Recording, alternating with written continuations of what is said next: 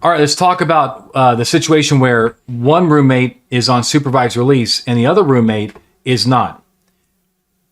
Does the roommate that's not on supervised release, can they get their room searched?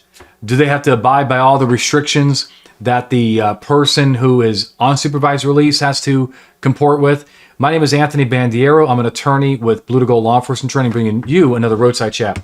So this officer is in Wisconsin. I'm just going to talk about the constitutional issues here. And so he says we have people who are on house arrest, right? So they have chosen to leave jail, go spend their time, and serve their time at home. They sign conditions. There's like 40 conditions: no alcohol, no firearms, no, not being under the influence. They have to also wear a GPS monitor. The question is, what happens with the roommates? Do they have to comply with these rules? Can we search their rooms, right? Because I know that the people who are on supervised release, they have a Fourth Amendment waiver. Their personal property and their person can be searched at any time.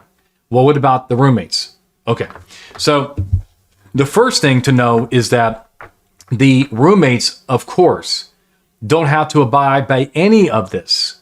Not one iota. They can, if the person on supervised release is not supposed to have any alcohol in the house, and the roommate brings home a 12-pack, he's good to go. He has nothing to worry about. The problem is the guy that's on supervised release, he should start getting a little nervous because his probation can be revoked for being in that situation. He should try to convince his roommate to not do it for his sake. But the roommate does not have to listen to him. So what happens here is that if the officers come in and they find that alcohol, they're going to say, hey, we told you no alcohol. But he says, but look, it's not my fault.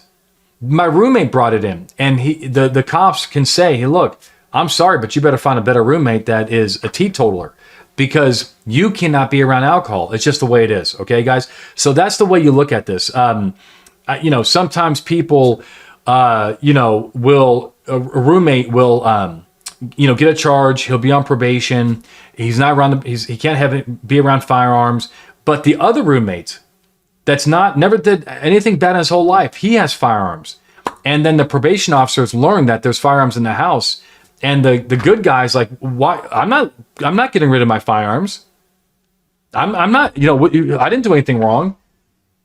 And the probation officer said, you know what? That's absolutely right. You don't have to get rid of anything. That's your choice. Hey, probationer, I got bad news for you. You got to find somewhere else to live. That's just the way it is, guys. Right? And I think it kind of makes sense. Otherwise, then these guys are around alcohol, guns, and so forth, just because somebody else can lawfully possess it. There's consequences, right? And that's the consequences that you have to pick roommates that are going to also play along. The next thing is, all right, we have somebody that's playing along, and where can we search? You can search those areas that are under the probationer's control, in those areas where common authority.